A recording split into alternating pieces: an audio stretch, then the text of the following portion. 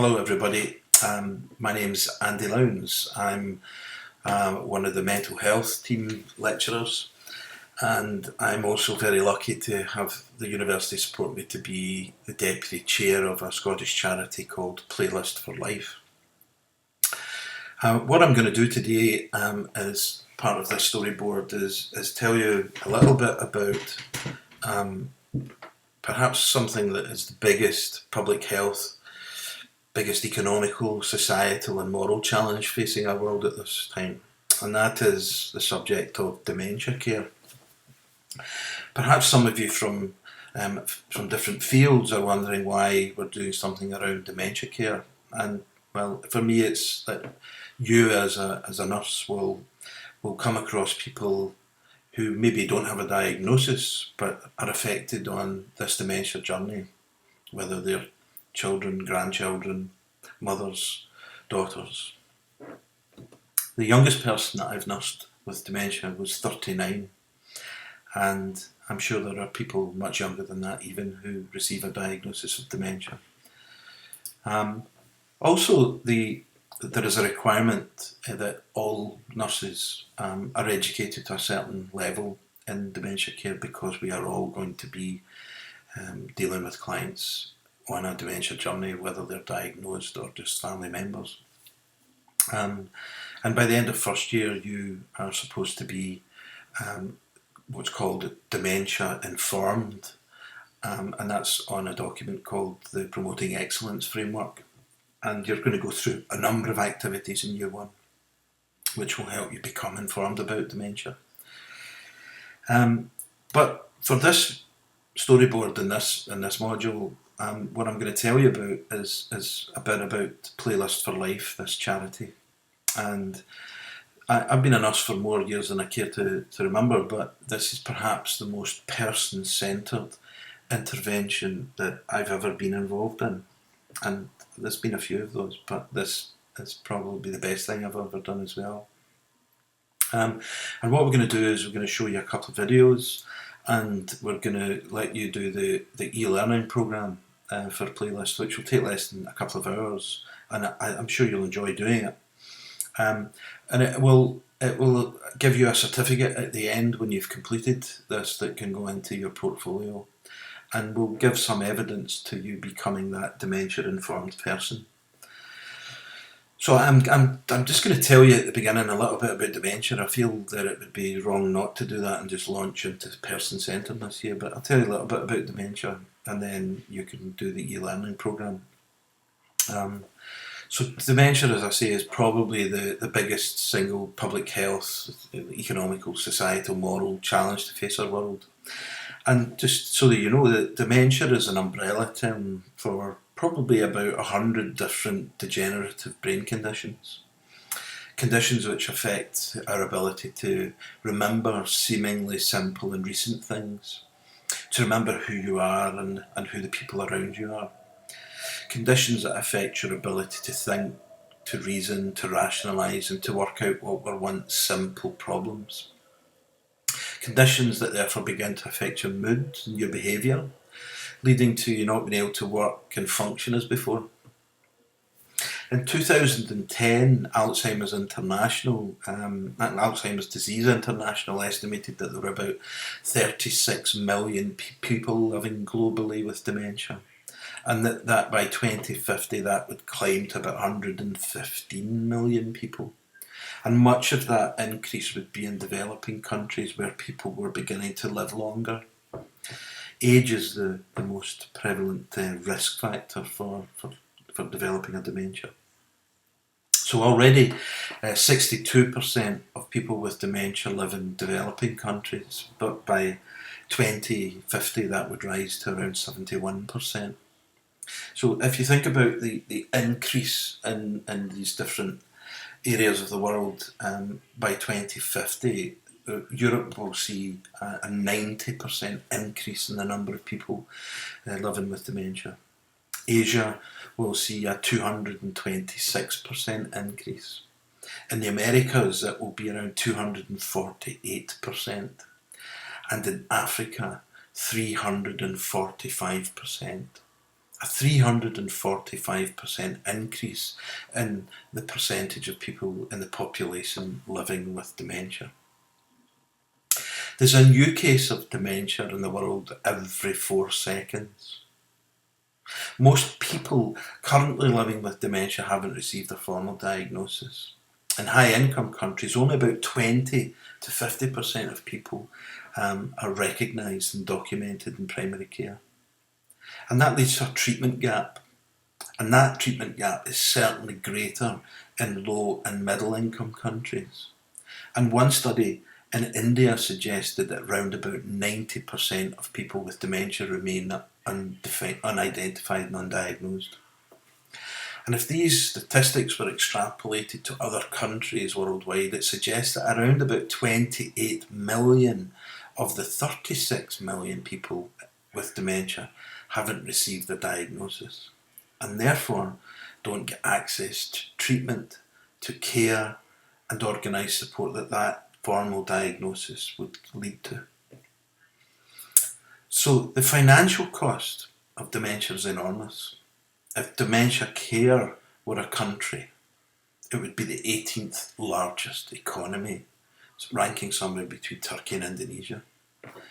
If dementia care was a company, it would be the world's largest, exceeding Walmart, exceeding ExxonMobil.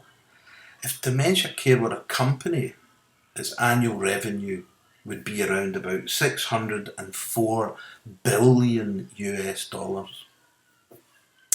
Recent European studies have indicated that it was possible to reduce rates of dementia by making lifestyle changes such as eating more healthily and taking a bit more exercise. A British study published a couple of years ago found that the prevalence of dementia in people aged 65 and above was about 20% less than what was expected. And that study suggested that the decline might be related to better health education levels, better control of some of the risk factors such as smoking and high cholesterol. But the number of people with dementia will continue to grow because that apparent decline in the rates of new cases isn't large enough to offset the effects of the ageing population. More and more and more people are living to very old age. Over 85, the number of people is enormous. There's no current treatment or cure, should I say, for the 100 plus dementias. And remembering Alzheimer's disease is one of those dementias, the most common type. So around about 70% of all dementias are of Alzheimer's type. And there are very few, in fact there are only 4 drugs licensed to treat the symptoms of Alzheimer's disease. So that main treatment of dementia then is human care, is the care that we as nurses will give to people, that social care settings will provide for people, that care homes will provide for people, that hospitals and communities will provide for people. It's human care, not medicines. It was Henry Simmons, the chief executive of Alzheimer's Scotland, who said that human interaction is really the chemotherapy for dementia. And Playlist for Life, the charity, but Playlist for Life, the intervention, is one of those human interventions. Playlist for Life's a charity, a Scottish charity that was founded by the journalist, broadcaster and writer Sally Magnuson, following caring for her mother Mamie, who had dementia, for many years until she died in April 2012. Right to the end of her life, Sally's mother was able to be brought back to a sense of herself by something simple like music. And research has led us to believe that the brain, even under assault by dementia, has the ability to make neural connections which allow a person to reconnect with autobiographical memories and emotions. Music, a common leisure activity which is typically linked, as you know, to positive emotions, contributing to psychological well-being, providing ways for people to maintain their self-esteem, assisting in the ability to avoid feelings of loneliness and isolation. And such music-induced emotions are accompanied by physiological reactions, such as changes in our heart rate and our respiration. Increases in the secretion of hormones, such as cortisol, such as oxytocin and beta-endorphin, hormones that make us feel good. They induce positive mood and heightened arousal. Music can also temporarily enhance cognitive function. Our cognitive performance is increased. Our information processing, our ability to reason, our attention and our memory are influenced by music. Music was described by Herbert Spencer, the father of sociology, as the language of emotions. You, I'm sure, have got a playlist of your life. You have music in your playlist that will make you smile, make you laugh, and yes, indeed, make you cry. So too does a person living with dementia.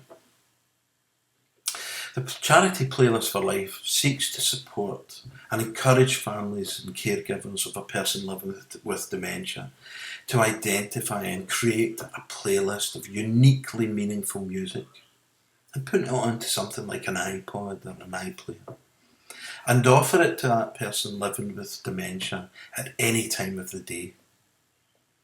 We have seen that if a playlist is personal enough, it can have an impact on autobiographical memory recall.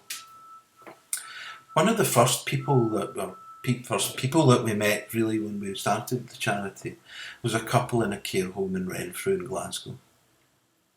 Harry O'Donnell is a former Clyde welder, a man who loved playing water polo in his days off. His wife was Margaret, who he met at a singles club in Paisley some years ago. When Harry developed vascular dementia, Margaret kept him at home for as long as she could. But when he caught an infection and he went on a familiar trajectory into hospital, his dementia, his disorientation, they got worse.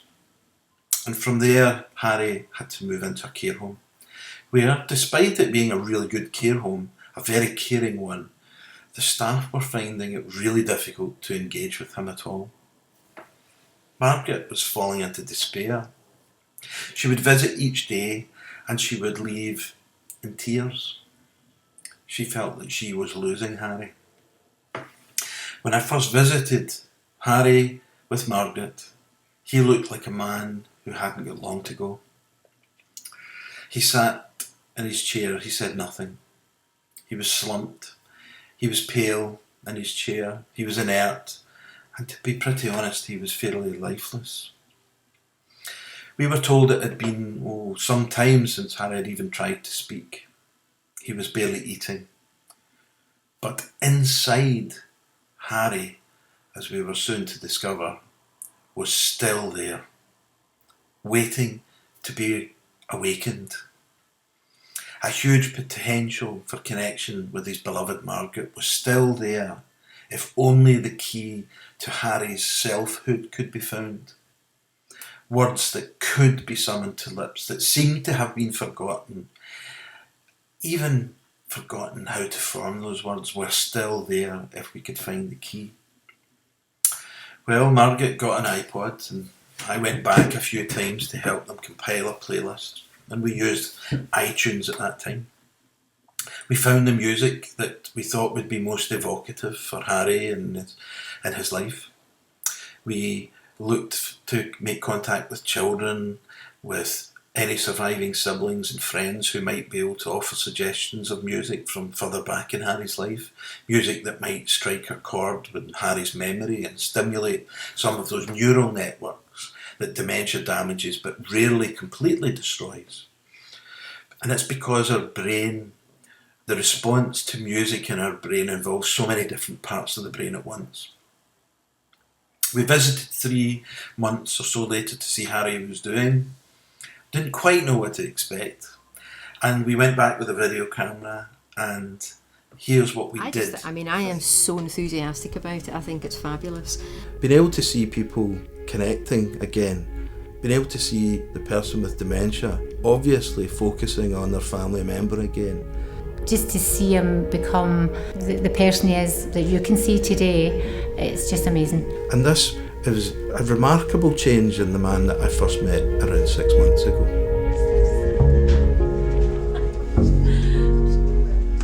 Harry came into us, he was quite a withdrawn, retracted gentleman, very pleasant, very nice, but he lacked the ability to be able to interact with anybody. He wasn't eating, wasn't drinking, couldn't get a spoon in his mouth. We wouldn't have gave tuppence for him at that time. Margaret got really upset, used to leave crying all the time, which upset us. He used to get us upset going into him. What else could we do? We tried everything. Gradually, as we began to introduce Harry's playlist to him, he began to tap his hands and tap his feet, and obviously was engaging with the music. And then he began to use words again. And this surprised not just me, but his wife. And gradually what we've seen over the last few months of introducing Harry's playlist to him is he's changed dramatically.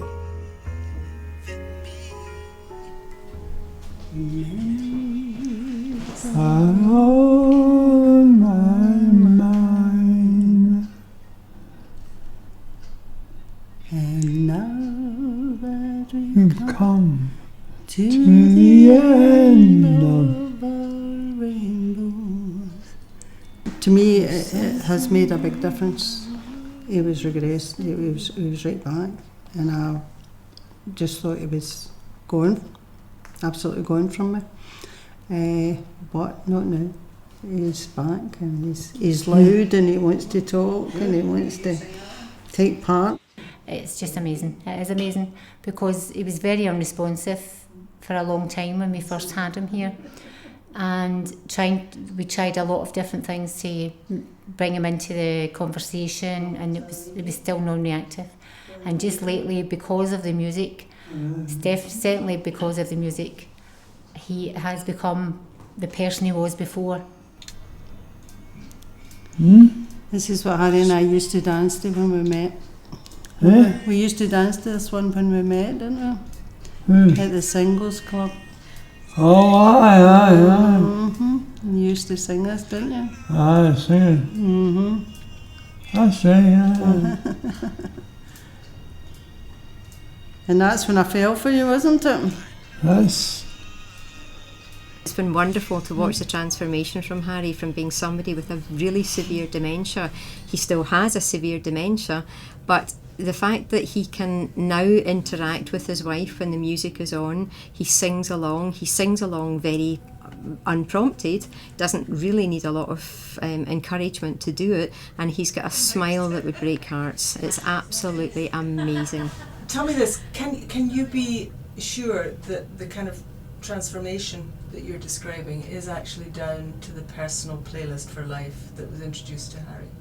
Without a doubt, without a shadow of a doubt, because it's very specific music for him.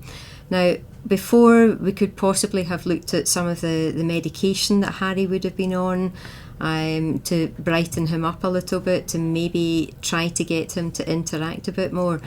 It's so much better than a chemical intervention. This doesn't cost anything to do, and we've got Harry back for nothing. twice, three times a lady.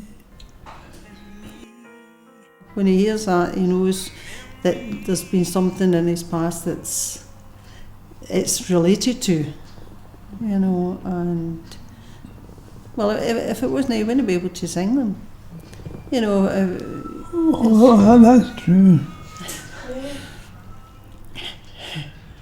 It is a very moving thing to see sometimes, and I must confess to have had a tear often in my eye when I've seen two people who have probably not connected greatly for a number of months or even years, but to see them actually looking at each other, and I mean really looking at each other, that making a connection with each other, and that's been very moving, yeah. you make your own result. We all have a playlist of our life. We've all had music that has been meaningful to us. So if we can help people to find that playlist and to be able to use that playlist in a way that enables them to connect with those memories and connect with their loved ones again, it's available to everybody. We could all do this. You.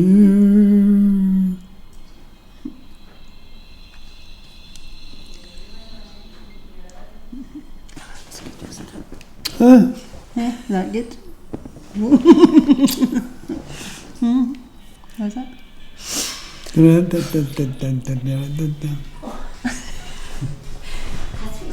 Kiss me goodnight, Sergeant Major, a bit different.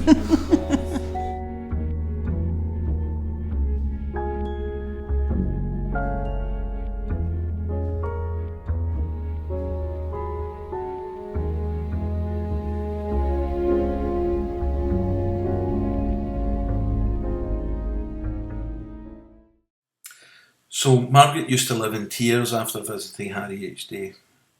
What was once a love story was becoming a tragedy. But as you've just seen, personal music, the music that had formed the soundtrack to Harry's life, had the ability to connect people. As you've seen in the film, Harry and Margaret were two people connected again. Through our work, through music, we've seen families connecting again. We've seen Margaret and Harry O'Donnell's happening all over the country. Through sharing music from people's past on an iPod. Something simple as the playlist, the soundtrack to somebody's life. Connecting people together again. But perhaps more importantly, connecting a person to that elusive thing, their very selves. At the beginning of this presentation, I said that a new case of dementia would be diagnosed every 4 seconds. So since I've started speaking here, and I suppose there is probably over 300 people, 350 people perhaps, who have been diagnosed with dementia somewhere in the world. And music, as I've said, is one of the keys that can help people stay connected. Please enjoy and learn from the e-learning programme, which should take you, as I say, less than a couple of hours to complete. At the end, you get that certificate of completion to keep in your portfolio and helps you evidence your developing knowledge around dementia, which is a requirement in this programme. We're not going to sign you up to the online community, as it said at the end of the videos in the e-learning. You've got enough to do, but you can do that after you graduate if that's something that you're interested in. But perhaps while you're out in placement, if you hear about Playlist for Life, hopefully this session will help you to understand it a bit more. Thank you very much for doing this. This is GCU is the first university that will have 500 plus students undertaking the e-learning programme. So thank you and happy playlisting.